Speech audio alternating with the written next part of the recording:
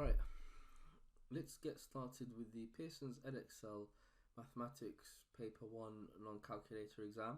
It's a foundation tier paper and it's from 2017 and it was meant to last an hour and a half. So let's start off with the first question. So the first question says, change 365 centimeters into meters. So we know that 100 centimeters equals 1 meter. So if we have 365, then this is going to be equivalent to 3.65 meters. Okay, so 3.65. Next it says change 2.7 kilograms into grams. Well, we know that different color. We know that 1,000 grams equals 1 kilogram. So how do we get from here to there? Well, we multiplied it by 2.7. So we can do the same thing here. We can multiply it by 2.7. So 1,000 multiplied by 2.7 is going to give us 2,700. Okay. So the next question is to do with bid mass. So we use bid mass to ensure that we know which operator to compute first. So we have multiplication before addition. So we say 7 times 10, we deal with that, which gives us 70. So 2 plus 70, which will give us 72. Next question. It says y over 4 equals 10.5. We want to find what y is. So that means we want y to be the subject. We want y on its own. So therefore, what we need to do to get rid of this divide by 4, well, we would just multiply by 4. And whatever we do on one side, remember we have to do on the other side. So we get y equals 42. So y equals 42. So question 4 says, here are 4 numbers, and they want you to use these numbers to insert in the box to get the correct calculation -7. Well, this is just a case of trial and improvement, but if we essentially look through, we can see that we get -9 and 2, which will give us the answer -7. Or alternatively, you could vice versa. So you could say 2 plus -7 also give you -7. So either one will work. Right, question 5 says, here are the first 4 numbers of a sequence, and it gives you the rule, which is multiply the previous term by 2 and then add 1. So work out the 5th term of the sequence. So we have here, so we can say this is U1, this is U2, this is U3, this is U4, and we want U5. We'll just call it X for now. So it says multiply the previous term by 2, add 1. So the previous term was 23 to find the 5th sequence. So multiply that by 2, which gives us 46. And then 46 plus 1, which gives us 47. So the answer is going to be 47. So the next question, 6. So here are 5 straight rods, and they're all of different lengths, or varying lengths I should say, and all measurements are in centimeters, and the total length of the 5 rods is L centimeters. Find the formula for L in terms of A. Write your formula as simple as possible. So you basically know that the total length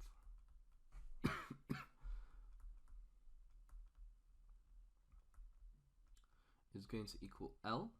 So if you add all of these up, so we got A minus 1 plus A plus A plus A plus A plus 4.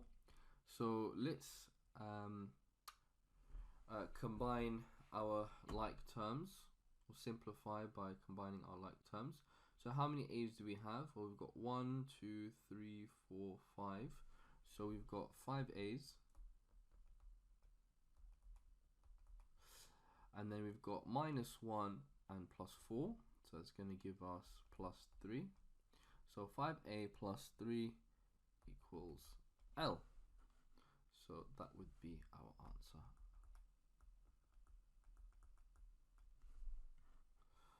Right, question 7. So it says write down the coordinates of the point A. So we can see that point A is here and it's marked with this cross. So it's given us our plane coordinates. So we always take the x coordinate on the horizontal first. So we'll start off with x. So if we come across, you can see that it lands at 6. And then we take our y coordinate next. So if we take our y coordinate, we'll go into the negative. So you can see that we've got -2.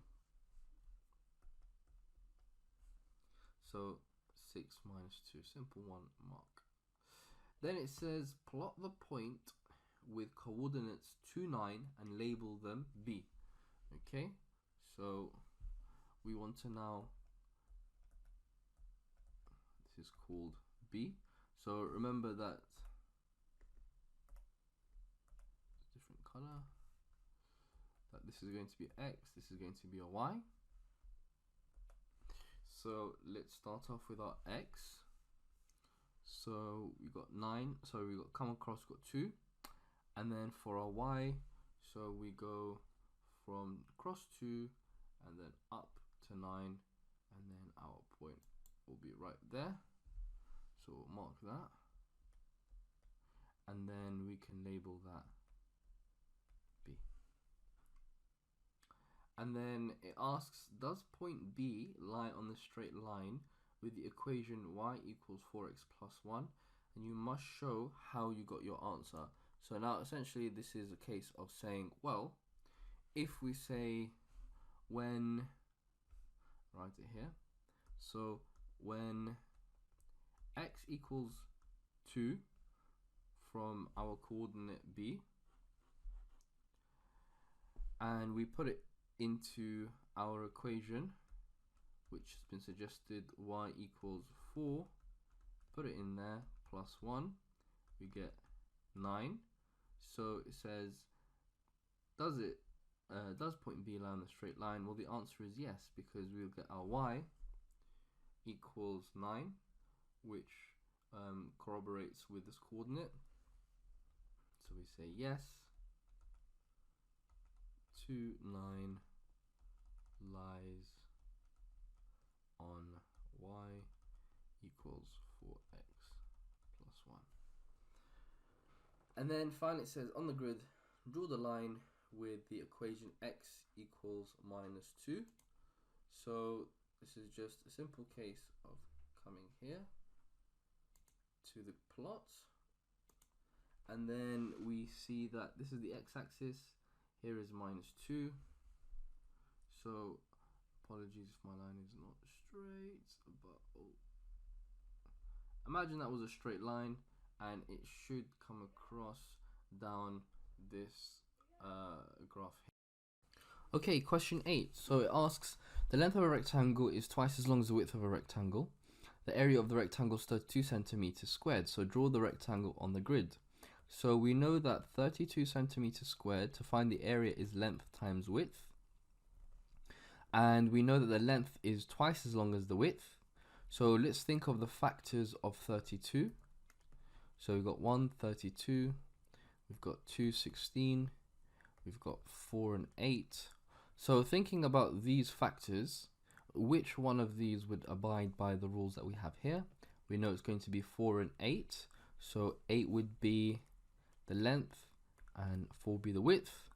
So let's say we draw, starting from here, 2, 3, 4, 5, 6, 7, and 8.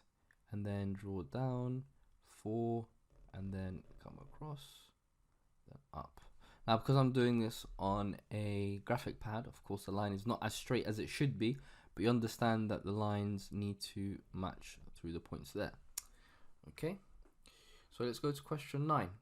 So it says Jackie wants to work out 3,480 divided by 5.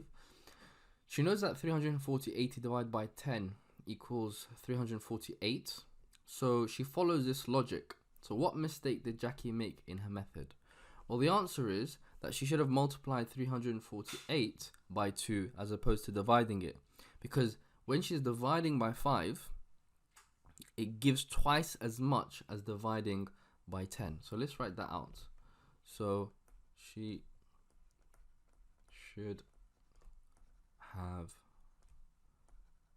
multiplied 348 by 2 because, and this is a little bit extra that you can put down, so dividing by 5 gives, say, twice as much as dividing by 10. Okay. Question 10. So Jake and Sarah each played a computer game 6 times. Their scores for each game are shown below. So who had the most consistent, let's highlight that, consistent scores, Jake or Sarah? So you must give a reason for your answer. Now again, whenever we see the word consistent, that usually refers to the range. And if you recall, the range is the largest number, so the largest number subtracted by the smallest number. Okay, so in this case, we'll look to highlight smallest number and the largest number. So this is the largest number for Jake, and the smallest number will be 8. And then for Sarah, likewise, well, the largest number is going to be 14, and the smallest number is going to be 2.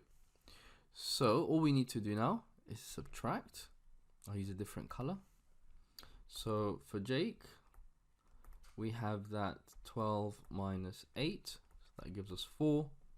And for Sarah, we have 14 minus 2, which gives us 12. So which one is the smallest range? Well, that's for Jake. So then that means that Jake has the most consistent score.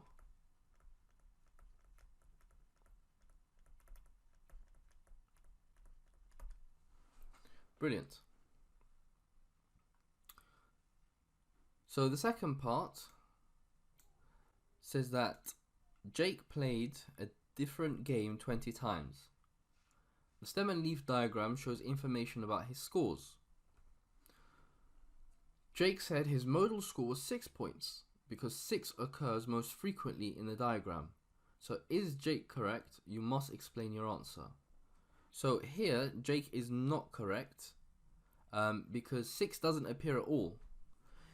If you look at the key here, this 1 separated by the line 2 represents 12. So if Jake was referring to 6, he would have had to see a value of 6 here.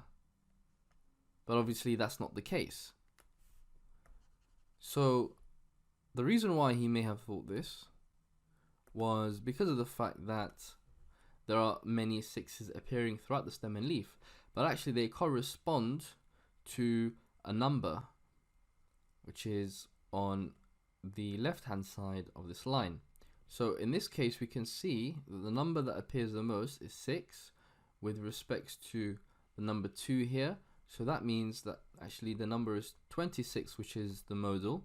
So we would say no, Jake is not correct. And we say 26 is the modal score.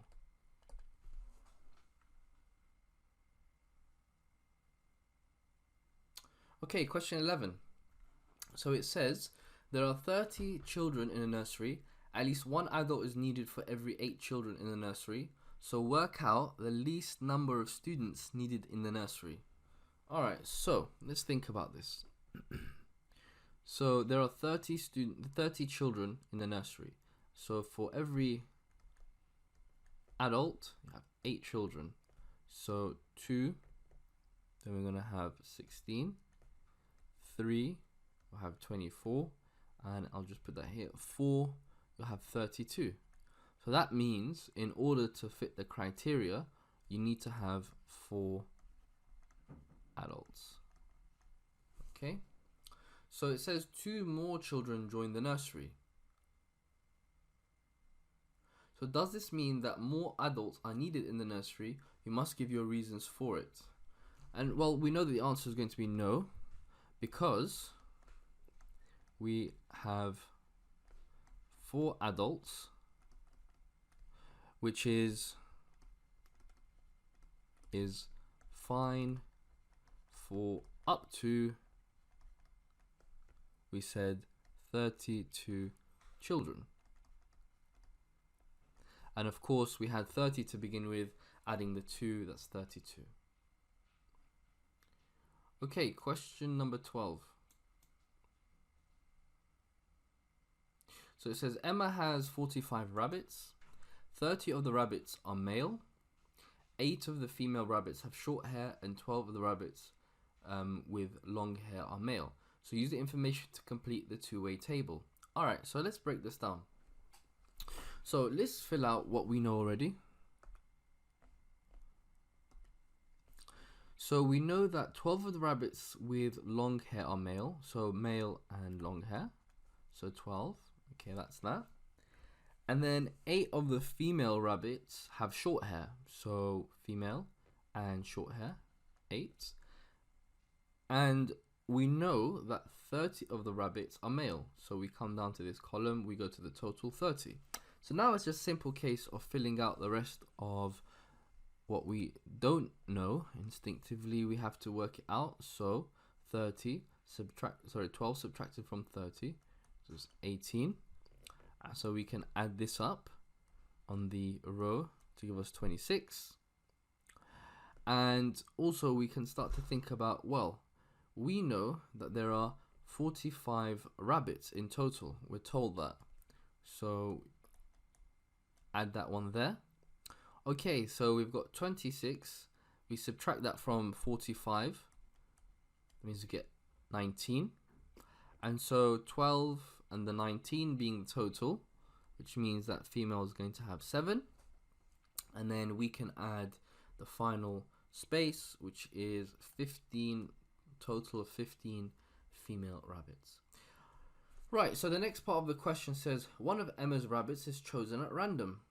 It says, write down the probability that this rabbit is a female with short hair. So let's think about it. How many females do we have? We've got 15. But more specifically, we want those with short hair. So female and short hair. Well, the one that fits that description is 8. And of course, it's out of a possible 45. So 8 over 45 is our probability. All right, question 13. So it says the total surface area of a cube is 294 centimeters squared. So it says work out the volume of the cube. Right, so we know that the total surface area of a cube, so the surface area is length times width of each cube of each face, and then you sum all of these together. Okay, so let's think of it as follows. So we have, let's say, a cube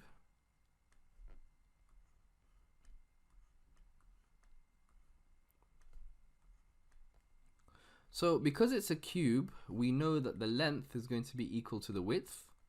So we can take any random variable, so let's just call it x. So we know that the cube is going to have 6 faces, one here, one on the other side, one coming down here, side 5 and 6, if you think of it in terms of a 3D shape. So we know that one face is going to be length times width, so x squared. We know we have 6 of them, so that means it's going to be equal to 6x squared, so that's the surface area. And we're told that the surface area equals 294. So 6x squared equals 294. Well, the next thing that we have to do is we want to make x the subject. So we divide through by 6. So we'll get x squared equals 49. And then we still have this square. So we say that 14, so x equals plus or minus 7.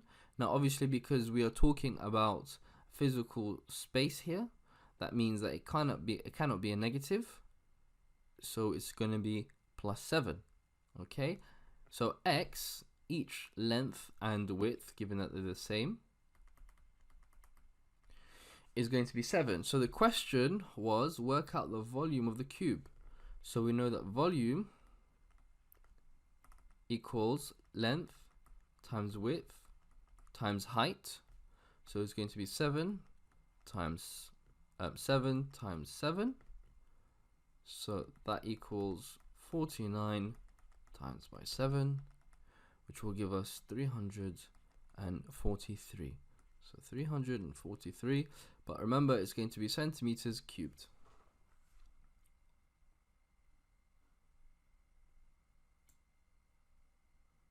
Okay, question 14. So here are two fractions, 7/5 and 5/7. So it says work out which of the fractions is closer to 1, and you have to show all of your working out. Alright, well, let's think about this.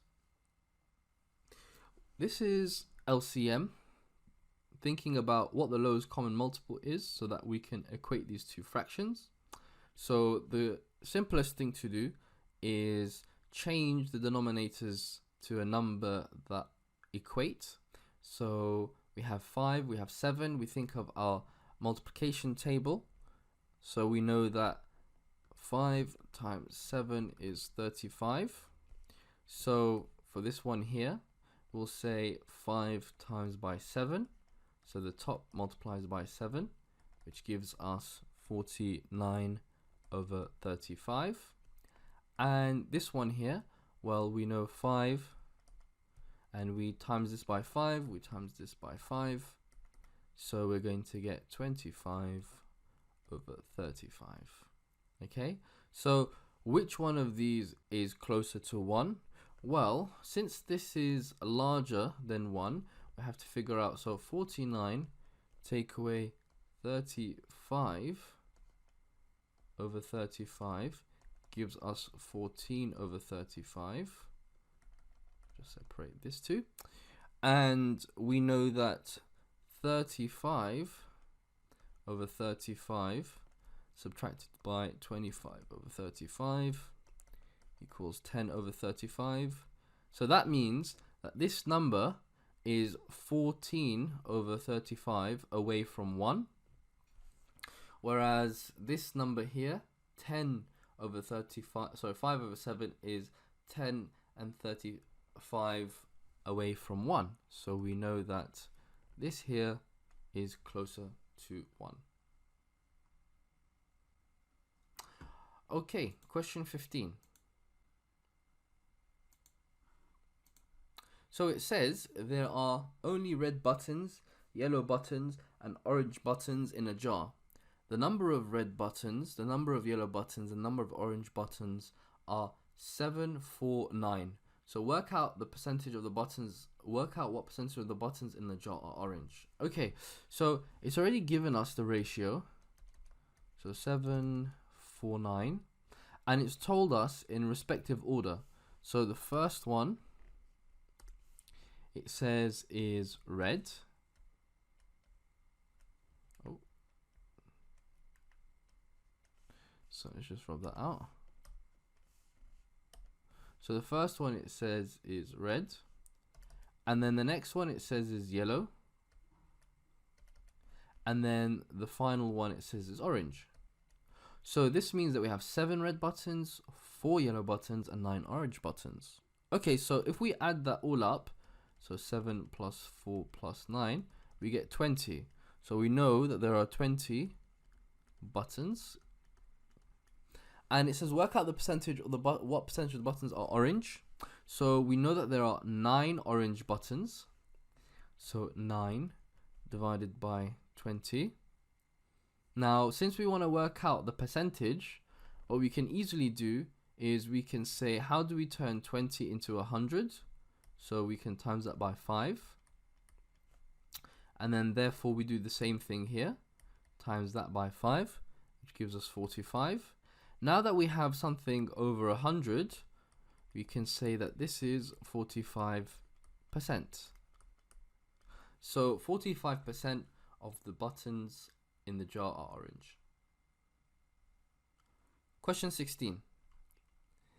So it says, Benika wants to buy 35 t-shirts. So each t-shirt costs £5.80, and she does the calculation of 40 times by 6 equals 240 to estimate the cost of 35 t-shirts. So explain why her calculation shows the actual cost will be less than £2.40. So she's rounded up both numbers, so her answer is an overestimate. So because the cost is actually 580, but she's rounded up 6, and because she only wants 35, but she's rounded up 40 to 40, she'll have an overestimate. So, okay, has rounded both numbers up, so her answer is an overestimate. Okay, so there's a special offer, and it says work out the actual cost of buying 35 t-shirts using the special offer. Okay, so each t-shirt is 580. Buy 30 or more t-shirts to get 10% off the total.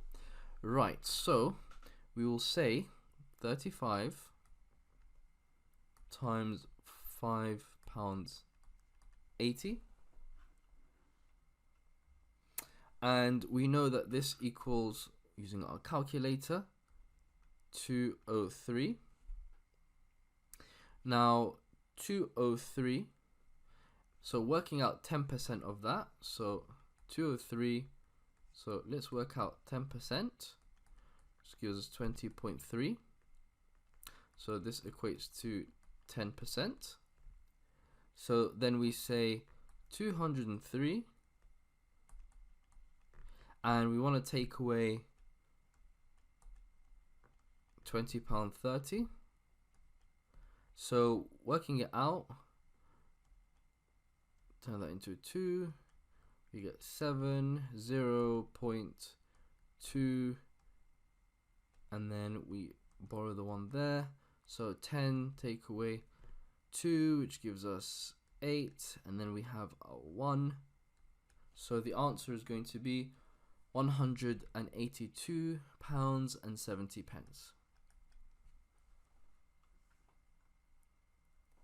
So we'll write that up there. £82.70. Question 17. So the question says there are 3 cards in a box A and 3 cards in a box B. There is a number on each card. So it says 345293.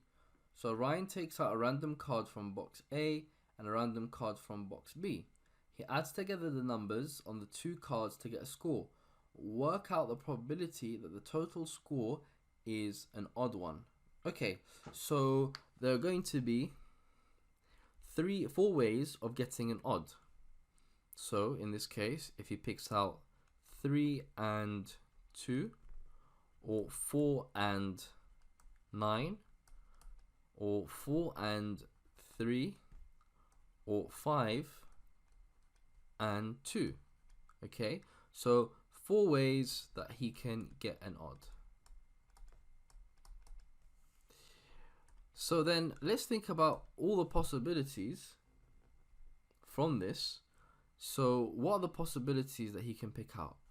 Well, we know that he can pick out 3 and a 9, a 3 and a 2, a 3 and a 3. Or he can pick out a 4 and a 9, a 4 and a 2, a 4 and a 3.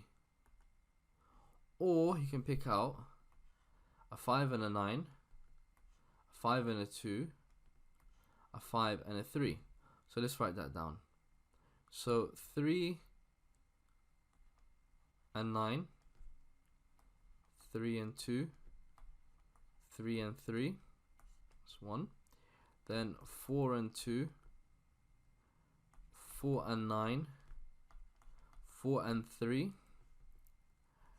And then we also said 5 and 9, 5 and 2, 5 and 3. So there are 9 possible combinations.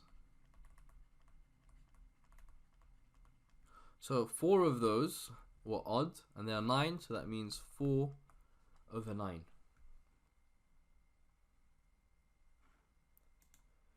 Question 18. So it says Harry, Regan and Keelan share £450 in the ratio 253. So how much money does Keelan get? So again, we can start off by saying Harry, Regan, Keelan.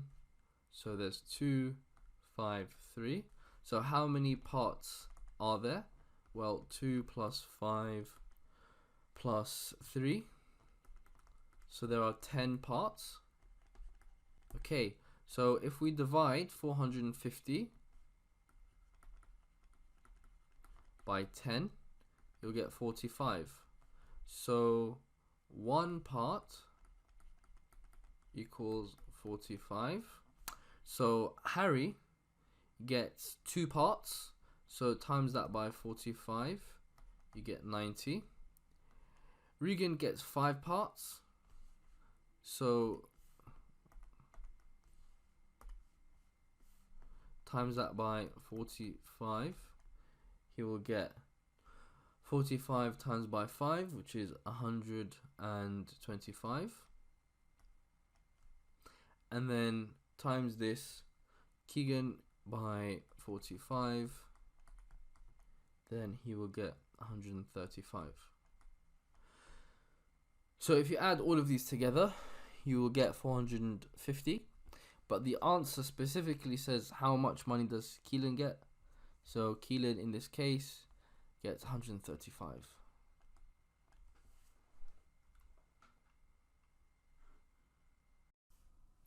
Okay, question 19.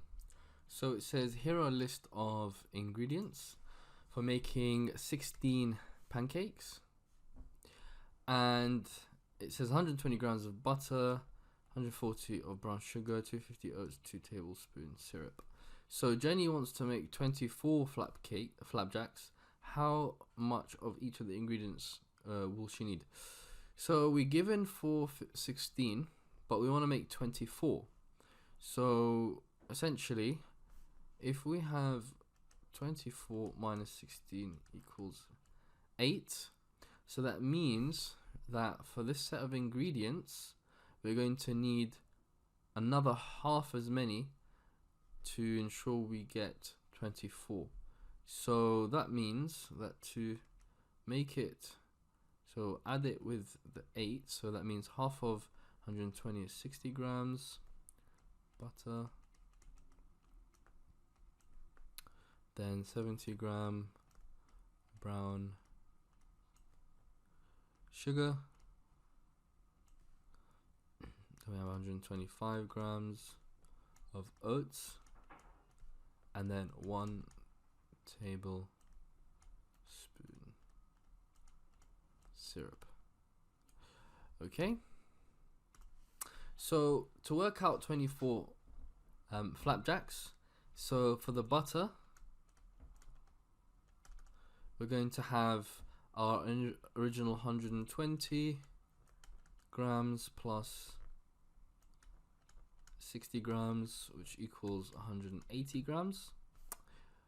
Then next, for the brown sugar, so I'll just put sugar. We have 140 grams plus 70 gram, which gives us 210 grams. I'll write that out a little bit more neatly.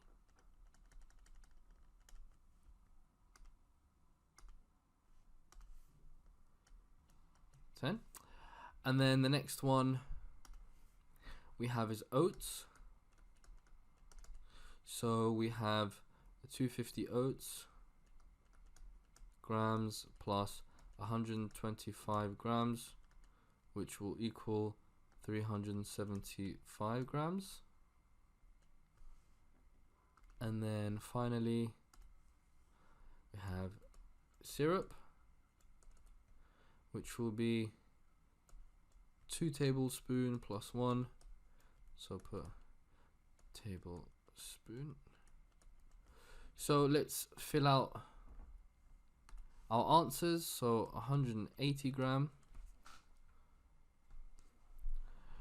210 gram. Oh, sorry, it says gram there, so I don't need to do that. Sorry, force a habit. And then 375, and then 3. Question 20.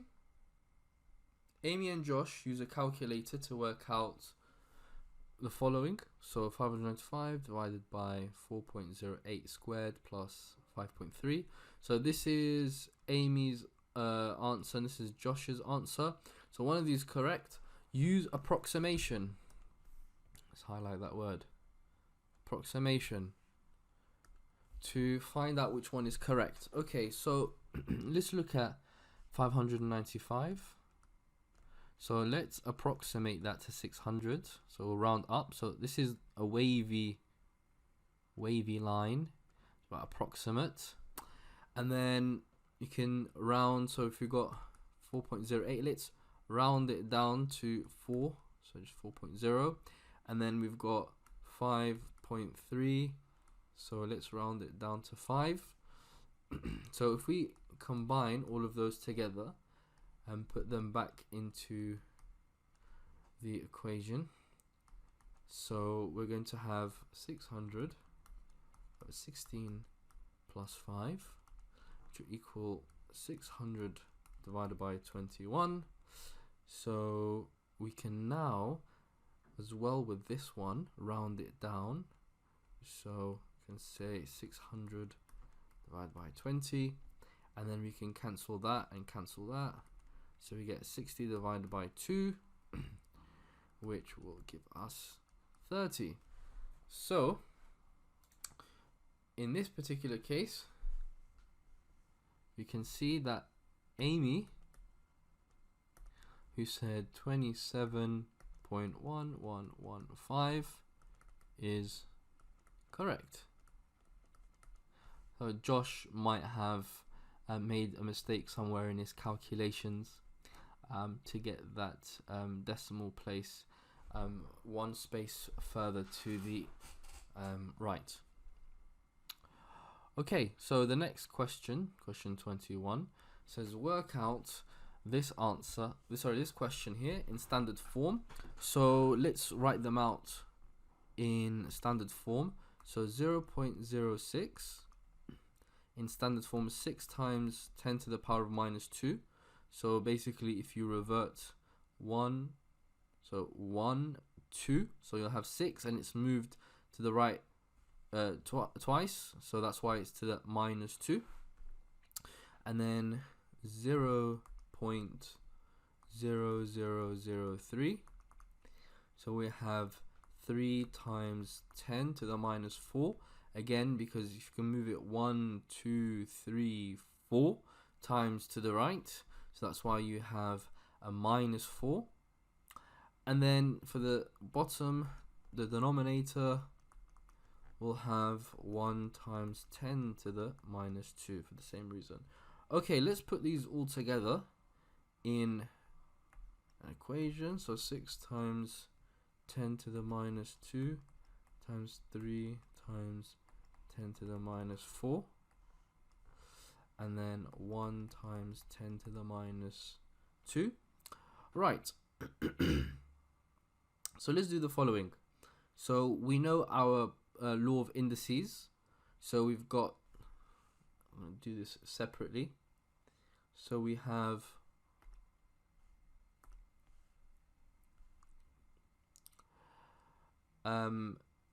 minus 2 and minus 4. So minus 2 plus minus 4, because remember we're multiplying, so that gives us an addition, which gives us minus 6. And then we have minus 2.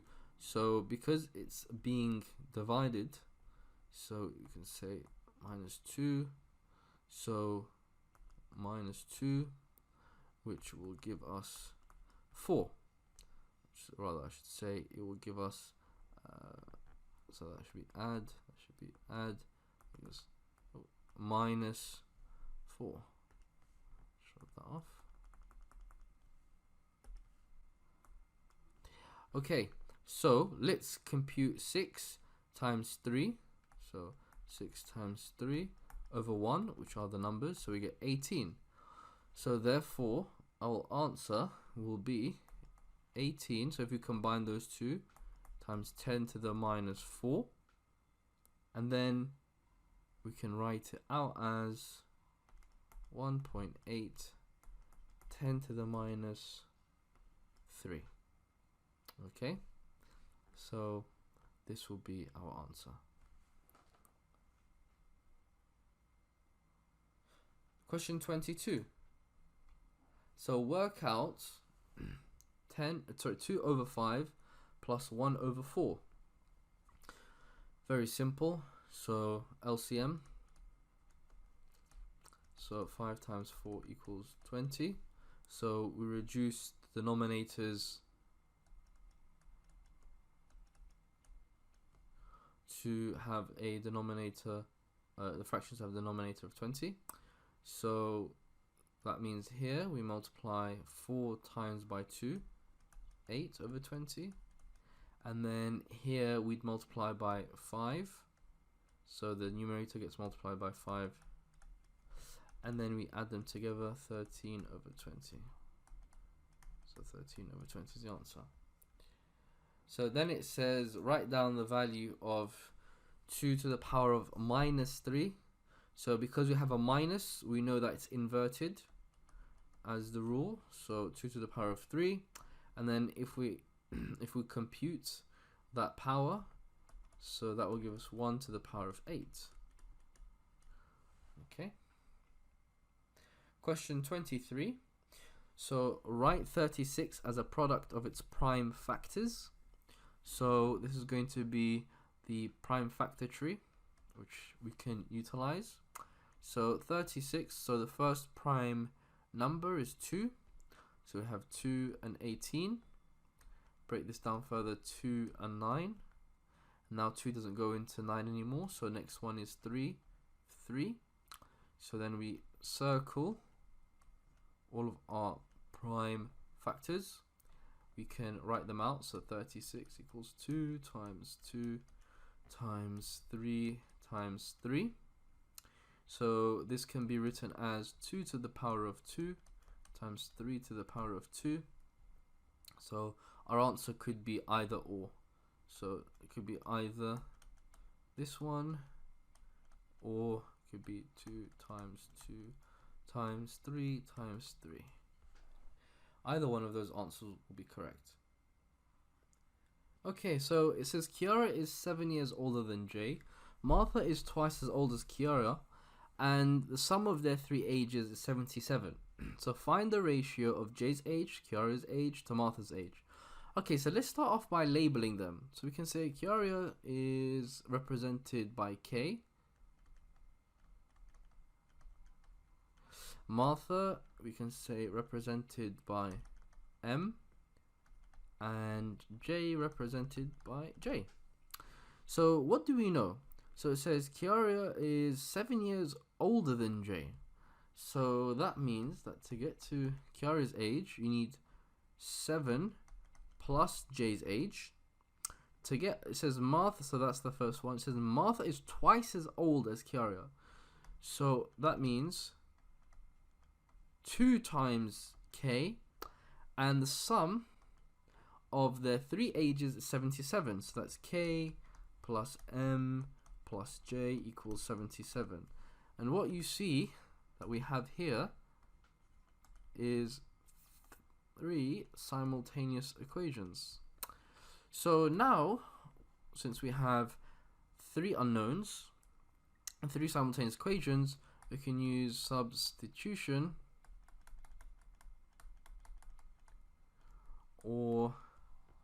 and elimination to find our answer. So we can say, let's use equation 3, and you can do this in a multitude of ways, but what I want to do is I want to replace M and J in terms of K. Let's do that. So M can simply be written as 2K. Quite easy for us to see M equals 2K, so we can replace K plus 2K plus J equals 77. Now we know from the first equation that we have K equals 7 plus J, so let's take that to the other side, which will give us K minus 7 equals J. So if we come back here, we have K plus 2K plus K minus 7 equals 77. So how many K's do we have? We've got 1, 2, 3, 4. So 4K minus 7 equals 77. So let's bring it up here. So if we take this to the other side, it becomes a positive 7. So we get 4K equals 84. I know the handwriting is a bit funny. So if we want just 1K, we divide by 4, which gives us 21. Alright, so we know that K equals 21. Now, since we know K equals 21, we know that M equals 2K. So M equals 2 times 21, which is 42. So M equals 42. And then all we have left is to say, well, K equals 7 plus J. So 21 equals 7 plus J. So take that to the other side. So we have 21 minus 7 equals J, which gives us 14 equals J. So that means, since we wanted to find the ratio of J to K to M, so J to K to M, well, we're going to have 14 to 21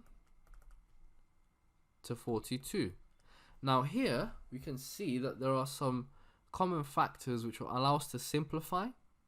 So thinking about our times table, I can notice that these are all in the 7 times table. So in 7. So let's divide them by 7. So divide by 7. So we'll get 2, we'll get 3, and then we'll get 6. So our answer, I'll write it in a different color, is 2, 3, and 6. Sorry for the messy handwriting, but hopefully that makes sense. Question 25. So it says ABCD is a parallelogram, EDC is a straight line, F is a point on AD, so that BFE is a straight line. Okay, so what's it talking about? So it says A, B, C, D. So that gives us a parallelogram, which is a fun thing to say, parallelogram. And then ECD, so you've got DC is a straight line, and F is the point on AD, so there's AD, and BFE, so that's B, that's F, that's E, so that's a straight line. So that's where they intersect at F. So it says that angle EFD, so you always see that the angle is referring to the middle letter, so EFD, and then DCB, so DCB is 75, so DCB, okay? So show that the angle ABF, so ABF is 70, so that's going to refer to this one here. So we want to show that this is 70 degrees. So give a reason for each stage of your working out. So let's think about this. So what do we know?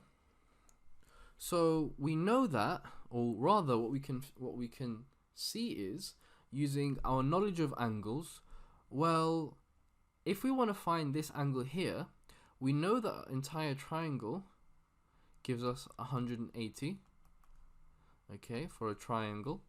So we need to find some of the values of these two here, subtract by 180, and prove that we get 70. Alright, so how do we do that?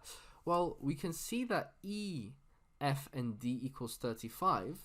We know that this is the length of a parallelogram, and we know that this is a straight line also.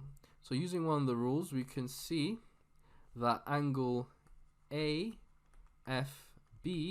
is going to be equal to 35 because it's a vertically opposite angle and they are equal. And then same thing for BAF. Well, we know that this is a parallelogram, as we've been told, so that means that this angle here is going to be the same as that angle there. So we can mark that also. So we said BAF equals 75 degrees. So here we said vertically opposite angle, and then here we said opposite angle in a, I'm just going to go parallel for short, so are equal. Right, so we've got those two. So we've got 70, so we have 75 plus 35, so we know that's going to give us 110. And remember that in a triangle have 180, so 180 minus 110 gives us 70, which means if we look back here, our angle ABF is going to equal 70. And that is how you solve question 25. So remember your rules of angles and what corresponds to what, and then also the key, which is 180 degrees in a complete triangle, and then following your working out, you can prove your answer. Okay, question 26. So the question says the diagram shows a logo made from 3 circles, and you can see we've got one circle here, another one there, and another one there. So it says each circle has a center 0 or origin, and then Daisy says that exactly 1/3 of the logo is shaded. So you can see that this is shaded. Is Daisy correct? You must show all you're working out. Right, so at first instance, we can perhaps say that maybe Daisy thought that since there are 3 circles and this part was shaded 1 out of 3. But let's see if she's correct on this. So to start off, the first thing that we're going to need to think about is how we're going to prove whether Daisy is correct or not. So to figure out whether the shaded circle is exactly 1/3 of the logo, we think about the area, and we know that the formula for the area is pi r squared, right? And we're going to be working in terms of pi for this to make it a little bit easier to avoid rounding up and rounding down errors. So let's then start assigning labels to our circles. That's the best way so that we can keep track of what we're doing. So I'm going to say this from in to out. So that's C1, that's C2, and I'm going to call this C3. So let's start off by calculating the area for circle 1. I'm going to use a different color. So circle 1 has a radius of 4. This is all in centimeters, but I'll just avoid the measurements for now. So area equals, so pi 4 squared, so that equals pi 16. And then come on to circle 2. So circle 2 has a radius of, well, 4 plus 3 gives us 7. So we know that the area is going to be pi 7 squared, which is pi 49. And then finally, for the last one, we say C3, so it has a radius of 10, so 4 plus 3 plus 3, that's 10. And so we say the area equals pi 10 squared, which is pi over 100, right? So now what we want to do is, we know that the shaded area is going to be equal to just this part here. So that's the area of C2, entire area of C2, subtracted by the entire area of C1, because then that will just give us that shaded region there. So we know that we had from C2, we had 49 pi. So we're just going to flip the way that we write it by having the numerical value first.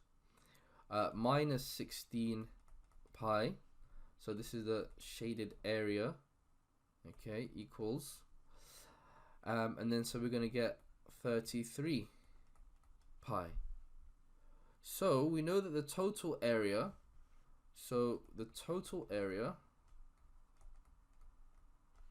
equals 100 pi, right? But the shaded area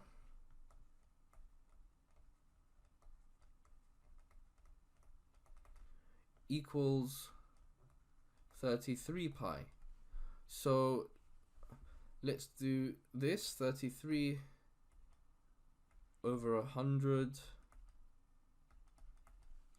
So we ask ourselves, is this cancelled? Yep. And then we have 33%, which is 33 over 100. So is this a third? Well, not exactly, because a third is 33.3 recurring, which would be categorized as a third. Although it's close, but we say, but Daisy is wrong. Sorry, Daisy. Close, but she's not exactly there. Right, 27. So it says the table shows information about the weekly earnings of 20 people who work in a shop. So when you get towards the last set of questions, which are arguably harder, one of the things that's good to do is kind of just highlight some of the important elements that you really need to consider.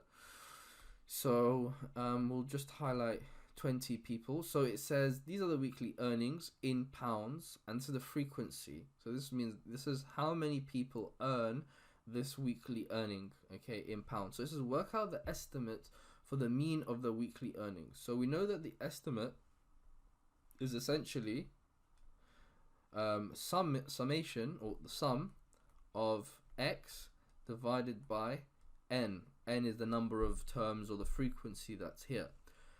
Now, it would have been easy for us to simply use this formula if we had a discrete number, but here you can see we have an interval. So how do we figure out questions that have this interval?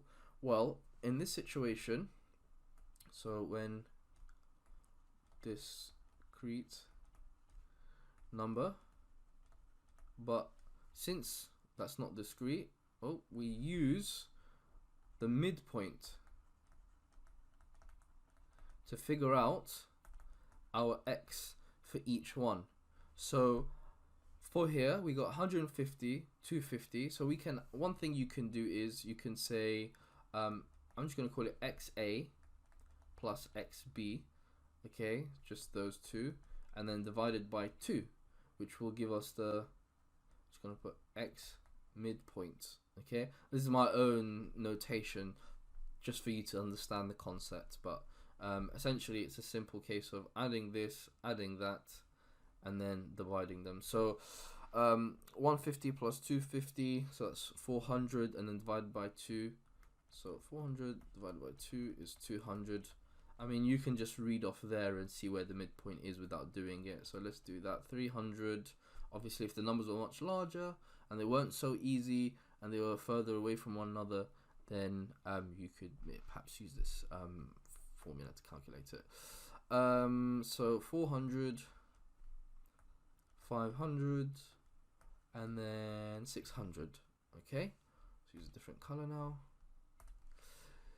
So the next thing we'd want to do, so we need to multiply by the frequency. So here we have 1, so times by 1, times by 11, times by 5, multiply by 0, multiply by 3. So let's get our answers. So this is going to give us 200. So this is 3,300. This is 2,000. And this is 0. This is 1,800. So if we add all of these up, so just the smallest, so the largest number first, 2,000, and then 1,800.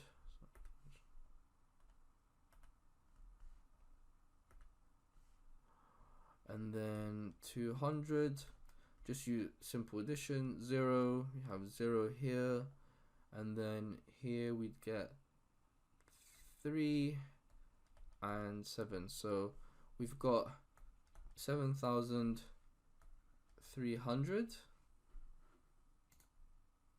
And then, well, what's the frequency that we have? So 1 plus 11 gives us 12, so let's do that. So 12, 17, 17, and 20. So we have a frequency of 20. Write that out a little bit more neatly. So they all add up cumulatively to 20. So we come back here, divide by 20, cancel the 0. We get 730 divided by 2, which gives us 365 days. So the answer would be 365 pounds. Why did I say days? 365 pounds. So Nadia says the mean cannot be the best average to use to represent the information. So do you agree with Nadia? You must justify your answer. So in this particular case, if we think about it from a statistical perspective, well, yes, Nadia does have a point. And the reason for that is, in the instances where you have 3 people earning a lot of money, then the mean will be skewed, because you are talking about, say for instance, a small proportion of people who earn a lot of money, which means that when you calculate the mean, it will be distorted, it will be skewed towards the heavier side, which in this case will be the higher earners. So I would say yes, Nadia is correct, that it's not representative, and perhaps the median may be better, and that's because median not affected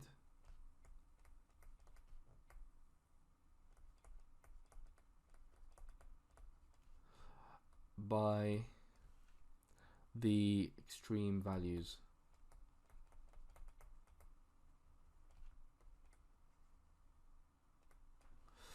Okay. So question 28. So it says here is a rectangle, and you can see it's got width y, length 5x minus 9 on this side and 2x plus 6 on this side. And so all the measurements are in centimeters, and the area of the rectangle is 48 centimeters. So it says show that y equals 3. Alright, so that's not an issue. So the first things first is, well, we know if this is y, then this is going to be y as well. And we know that the area of a rectangle is going to be length times width. So we know that 2x plus 6 equals 5x minus 9. So let's try and group together our like terms so we can find our x. So I'm going to take my x variables there, I'm going to take my numerical values to that side. So we get 5x minus 2x, and then, rather I should put it written it the other way around.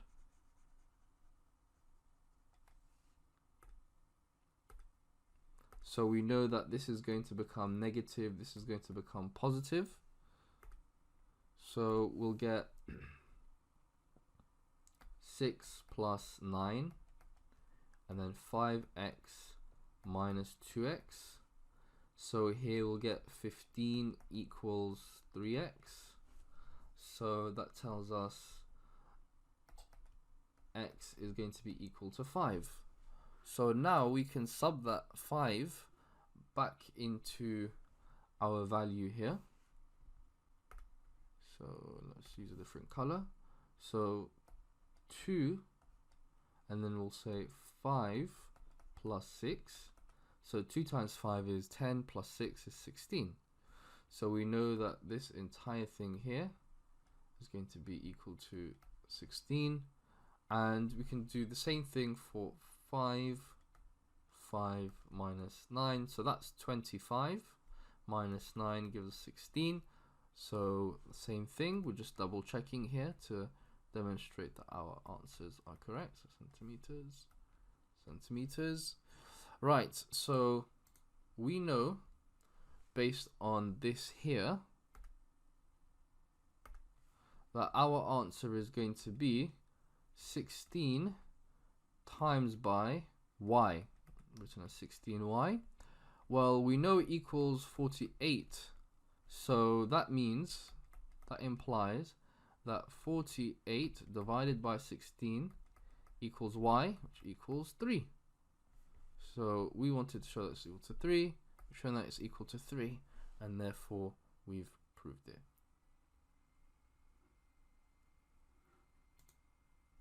Question 29. So it says Brogan needs to draw the graph of y equals x squared plus 1. So it says write down one thing that is wrong with Brogan's graph. Well, instinctively, the first thing you notice is that the graph is not very smooth. Doesn't have any curves. It's actually joint up, line to dot. So the first thing that I would say, which I've noticed, is Brogan should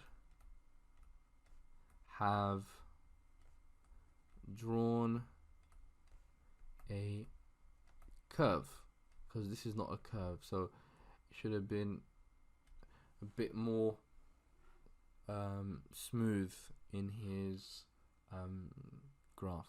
Okay. So question 30, which is the last question.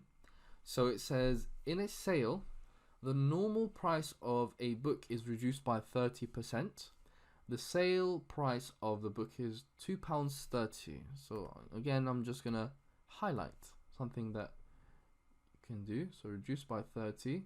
So the sale price of the book, so book now is £2.80.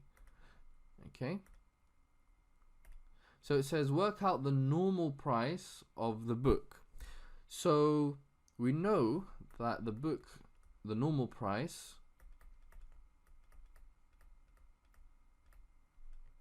was 100%, and the sale price, so sale price, well, it's now been reduced by 30, so it's going to be 70%, and we know that the sale price is £2.80. So what we can do is we can find 10%. So let's find 10% and then multiply by 10 to give us 100%. So we know that £2.80 is 70%. So what we can do is we say £2.80. So I'm gonna divide by 7. Divide by 7. So here we get 10%, and here we get 0.40, so 40 pence if you think about it in pounds. And then we want to multiply this by 10, which gives us 100%. I'll write that out a bit neater.